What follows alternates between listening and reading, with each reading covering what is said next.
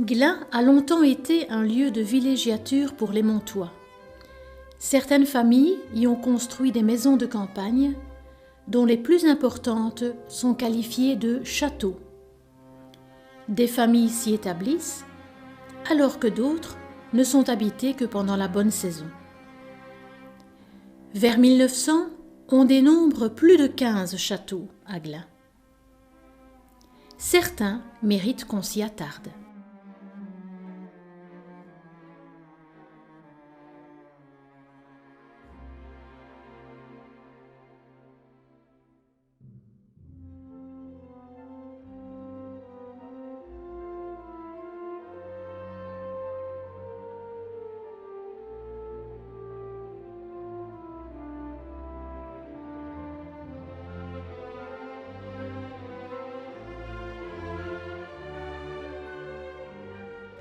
Le château du Jonquois.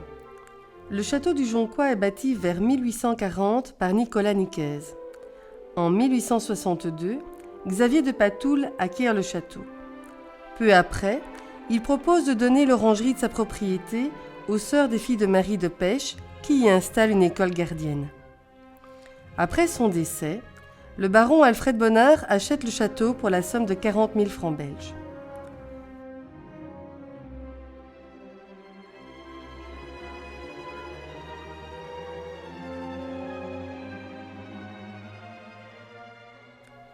En 1910, il agrandit le château.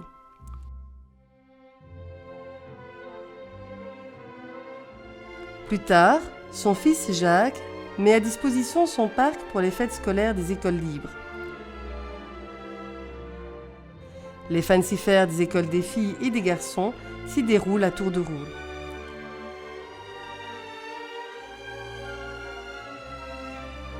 En 1970, le château est vendu à la commune qui y installe la bibliothèque communale, une antenne de l'échevinat de la culture et des sports de Mons, ainsi que le foyer culturel.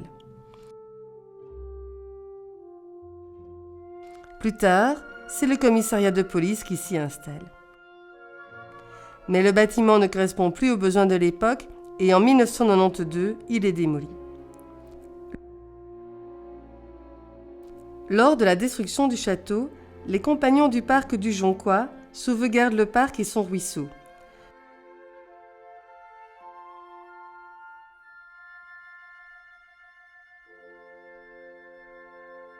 Ce parc de plus de 4 hectares abrite un arboretum. Il est traversé par le ruisseau d'Herbizeuil qui a longtemps alimenté un étang. Il s'agit du Grand Ry dont on connaissait déjà l'existence au XIIIe siècle.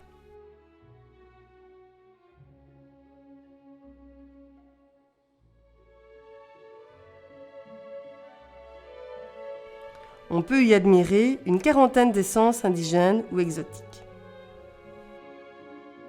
Le château ferme de Bouzy. Ce château est situé derrière l'église. Construit au XVIIIe siècle, il est la résidence du chevalier Adolphe de Bouzy. En 1869, pour améliorer l'accès au nouveau cimetière, Adolphe de Bouzy cède une partie de son terrain pour ouvrir un chemin qui va au cimetière. Utilisé en tant que ferme par différents propriétaires, le bâtiment qui a survécu a été restauré.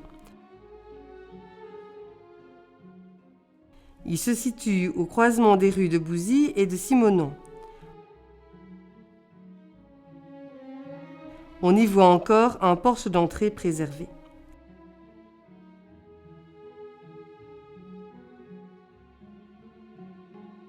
La maison d'Aumery.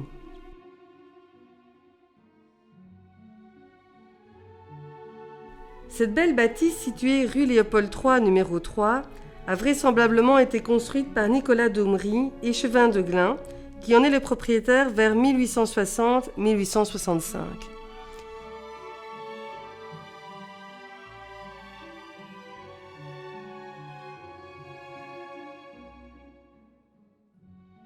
Elle sera le théâtre durant la Seconde Guerre mondiale de l'arrestation de 7 résistants, membres de la Légion belge du Hainaut, par les Allemands le 22 juin 1942.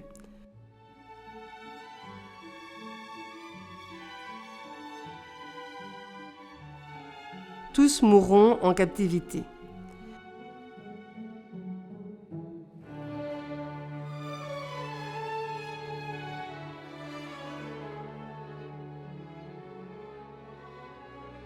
Depuis plus de 30 ans, cette maison de maître est devenue la propriété de monsieur et madame Vital Renaud.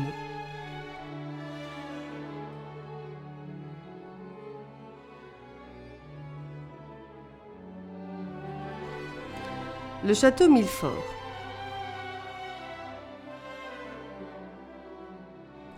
Le château de Millefort est le plus ancien château de Glun. Il a été bâti par le comte Vinchamp sur un fief à une date inconnue. Mais on sait que François Vinchamp, mort en 1635, y a probablement vécu. La propriété de plus de 17 hectares s'étend très loin. Le château est situé aux limites du village vers Douvrin et va jusqu'aux confins des prairies marécageuses de Jemappes. 2 drèves bordées d'arbres partaient de la propriété. L'une, dont il subsiste une partie, partant de l'actuelle avenue de la Libération 46, la reliait à l'actuelle rue Léopold III. L'autre partait de la place du Marais à Chardon. Il reste encore quelques arbres entre le sentier des Planches et la résidence Millefort.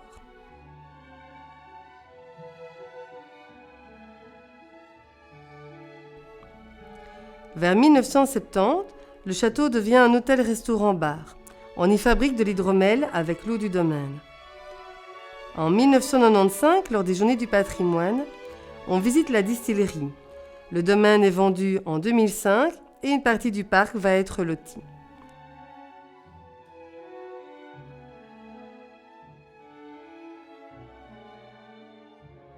La ferme du château de Millefort est actuellement un restaurant.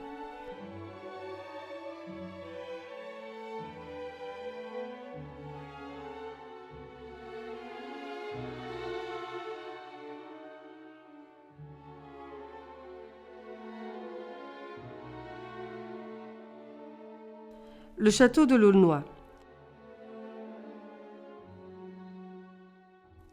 Le château fut construit vers 1840 par le chevalier Adolphe de Bouzy, né au château Montcoureur.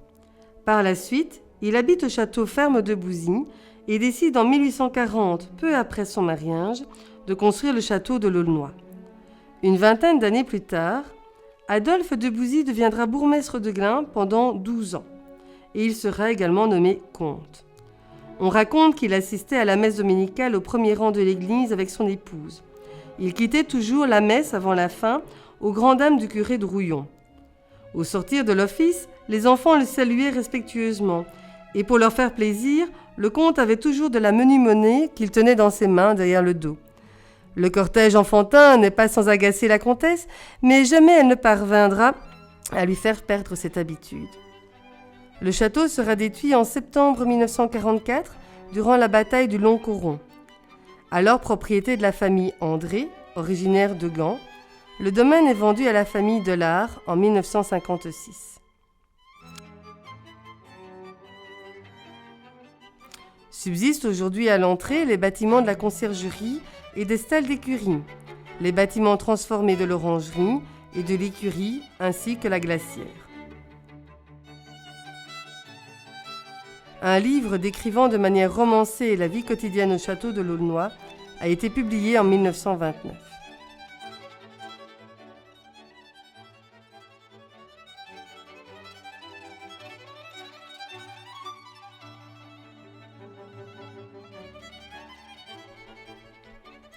Le château des Courroies. Le château est situé rue du Marais à Chardon numéro 7, en face de la place du Marais à Chardon. D'après une carte vue en 1910, on voit que la façade est inchangée. De part et d'autre, ce sont probablement d'anciennes étables ou des anciennes écuries.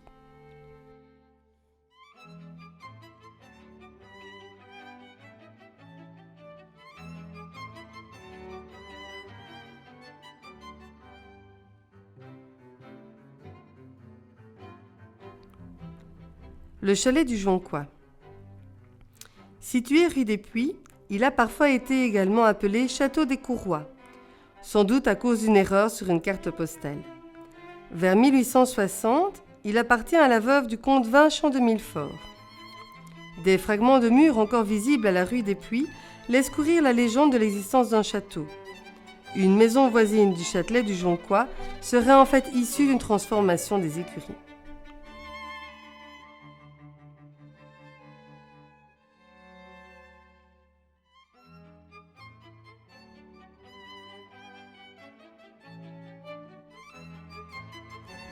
château des Blancs-Marais. Il était situé à l'angle des rues de l'Aulnoy et de la Barrière. En 1789, il existait déjà et 3 familles s'y sont succédées. En 1792, le général Dumouriez y séjourne. Plus tard, ce sont les pères jésuites de Mons qui en font leur maison de campagne. En 1914, la famille Perrin acquiert la propriété. La demeure, vaste et agréable, compte 33 pièces. Une vingtaine de chevaux sont hébergés dans les écuries. Après la guerre 1940-45, les personnes aveugles viennent assister à la messe et y reçoivent un goûter. Madame Perrin va vendre le château aux Amis des aveugles après 1978.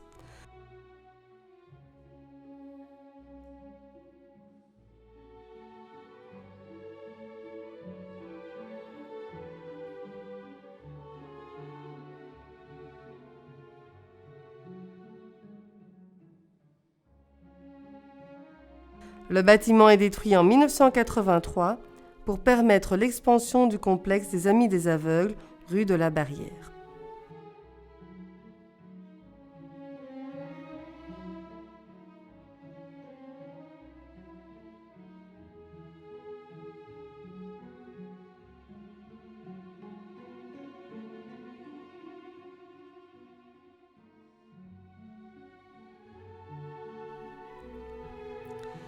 Le Château Rouge.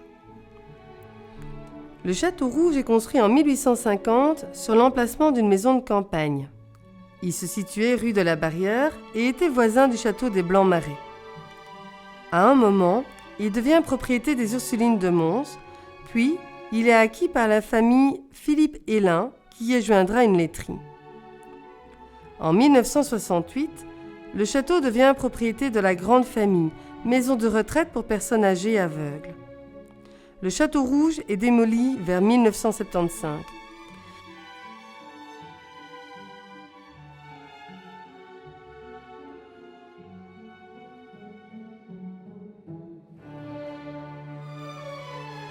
C'est sur cette propriété que sont actuellement établis les Amis des aveugles, rue de la Barrière.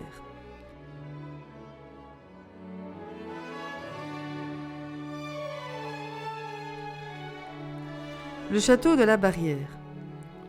L'emplacement du château de la Barrière fait d'abord partie du domaine de Montcoureur, où s'élevait une ferme et un logis. Ces bâtisses sont démolies dans le courant du XVIIIe siècle.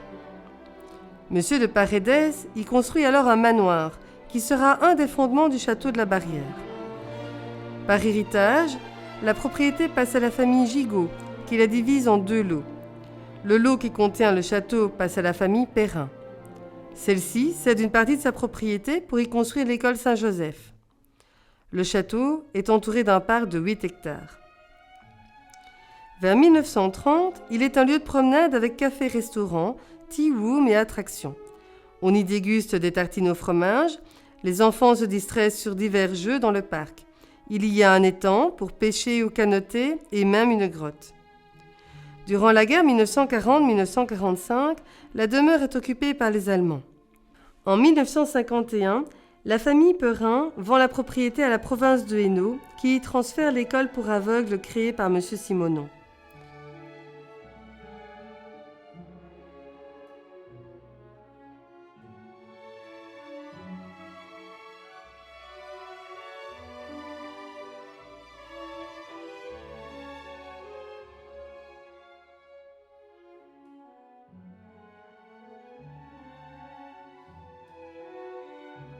Malheureusement, le château brûle et est démoli en 1977 pour laisser la place à la construction d'un nouveau complexe scolaire.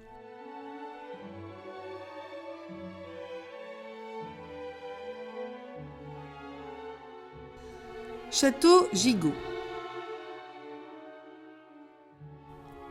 Le château Gigot est situé rue du Temple, à côté du temple protestant.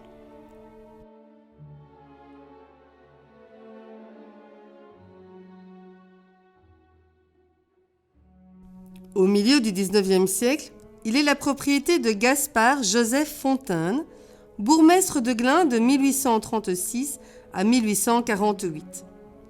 Il y habite, l'agrandit et le modernise.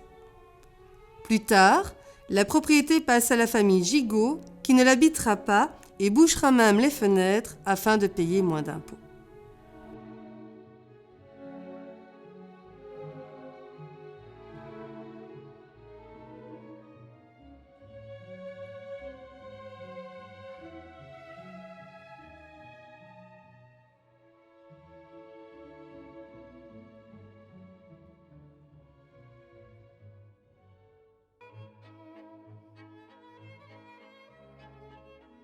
Château Montcoureur. Le château de Montcoureur date vraisemblablement de la fin du XVIIe siècle. Le château est parfois appelé Maison Sainte-Marie des Champs. Au cours de la guerre 1914-1918, l'orangerie du château abrite une cavalerie allemande. Le domaine de Montcoureur possède alors une serre dotée d'un chauffage à eau chaude avec un coin tropical pour bananiers, figuiers de Barbarie ou eucalyptus. Le château possède un salon Louis XVI ainsi qu'une chapelle à l'étage de la tour octogonale. Malheureusement, il est démoli dans les années 1920. En 1967, le conseil communal de Glun accorde l'autorisation de lotir la propriété qui porte aujourd'hui son nom.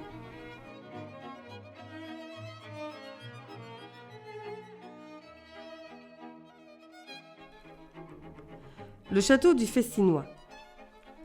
En 1894-1895, Léon Dolé, très connu pour ses gravures, construit le château du Festinois sur le domaine acquis par son père François, bourgmestre de Mons. Le château se trouve rue du Festinois, numéro 56. Il restera la propriété de la famille Dolé jusqu'en 1981. Actuellement, un lotissement y a vu le jour, qui se nomme la résidence du Festinois, au milieu duquel le château subsiste toujours.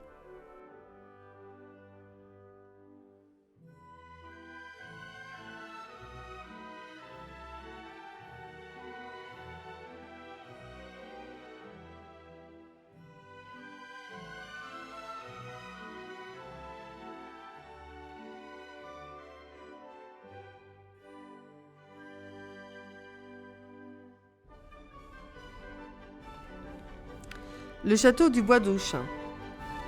Le château du Bois d'Auchin est construit route d'Herbizeuil numéro 5 en 1890 par l'architecte qui a conçu l'église actuelle du village, ainsi que l'ancienne école communale des filles.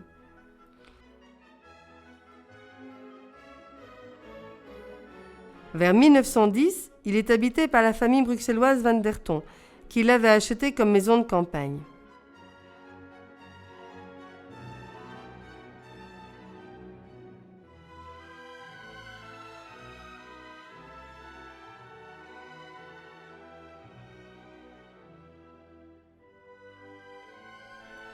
En 1948, il est légué à l'œuvre nationale de l'enfance qui y héberge des enfants dont les parents sont dans l'incapacité momentanée d'en assurer la garde. Vers l'an 2000, l'ONE y installe tous ses services administratifs du comité subrégional.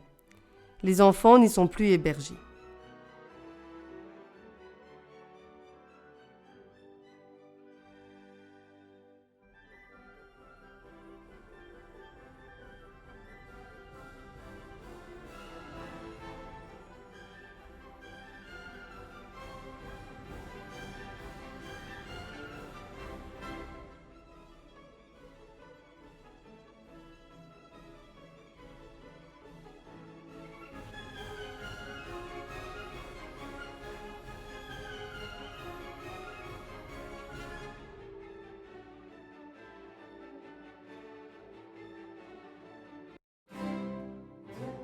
Le Moulin Paradis.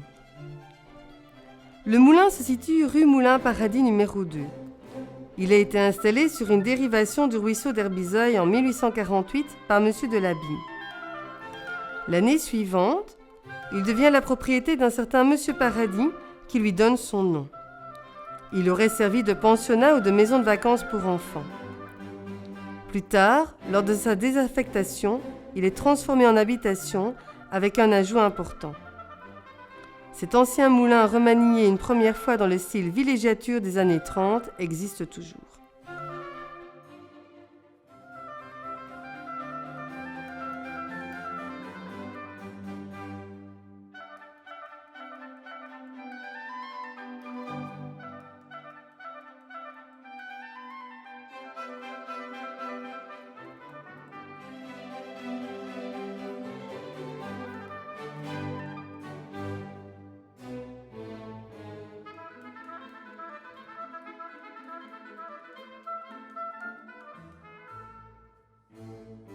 la ferme du Corbeau. La ferme se situe à la rue des Carrières numéro 5. C'est une maison implantée entre cour et jardin. Il est probable qu'elle date de la deuxième moitié du XVIIIe siècle, autour de 1770. En effet, elle apparaît sur les premiers plans cadastraux de Belgique, établis vers 1870. Elle représente le style de maison que les Montois aimaient se faire construire au XVIIIe siècle et qui portait alors le nom de campagne.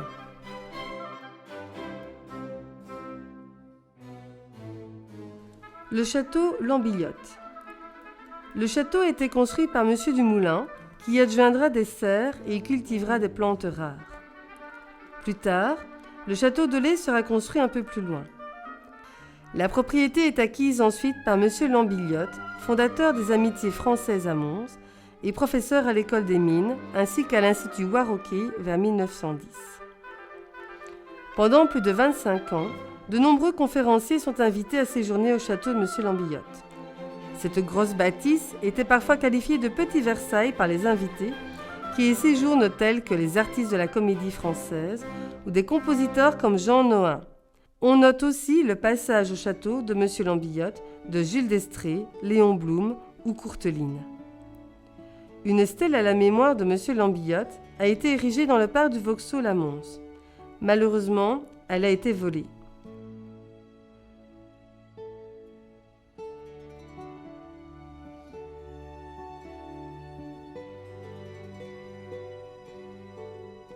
À ce jour, le château n'existe plus, mais il en subsiste la conciergerie, située résidence du Festinois numéro 24, ainsi que le parc à l'abandon.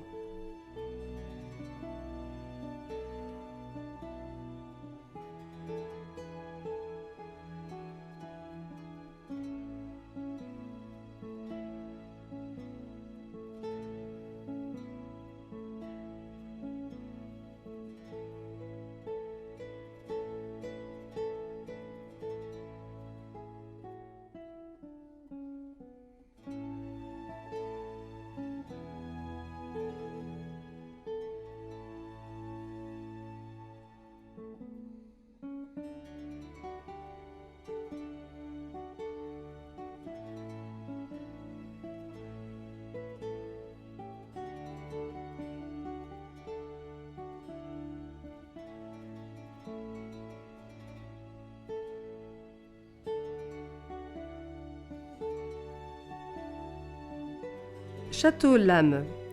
Pas très loin du château Lambillotte, à l'emplacement des casernes du fort La Haine, se dressait le château Lame, connu pour ses chevaux de course vers 1900.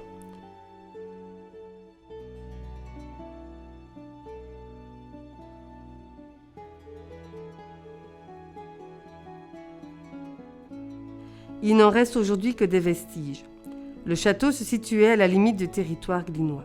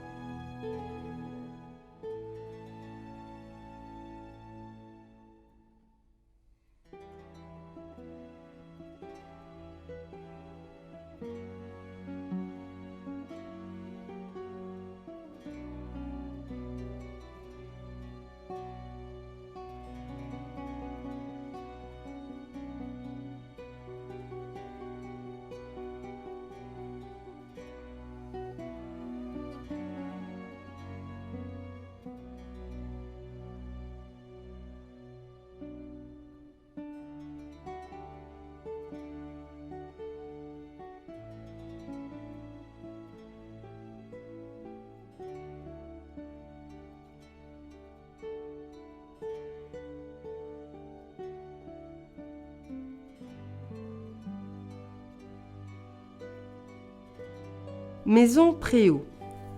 Vers 1901, la famille Préau a fondé une imprimerie au Jonquois. Elle fait construire 2 maisons à la rue de Mons vers 1914, les numéros 5 et numéro 7. Des cartes postales anciennes nous montrent les maisons qui existent encore. Ces cartes ont été réalisées par les propriétaires. L'imprimerie a fonctionné au-delà de 1950.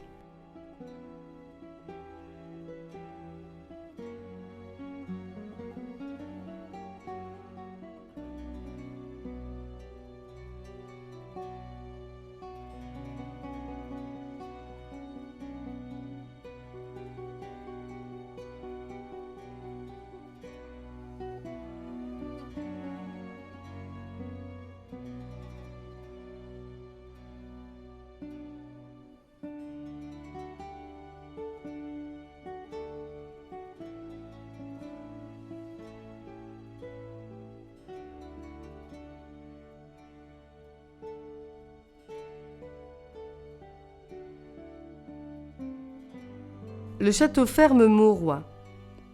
En face des maisons Préau rue de Mons numéro 2, se trouve le château ferme de mademoiselle Mauroy. Fille de propriétaire montois, elle contribua à la fondation de l'école des filles de Marie de Pêche en 1849, en hébergeant les 3 religieuses fondatrices et en installant les premières classes dans son château. Plus tard, elle leur céda ses biens et permit ainsi l'extension de l'école. Le château possédait une petite tour. Le clocher vétuste a dû être démoli. Actuellement, l'école Don Bosco se trouve dans les bâtiments.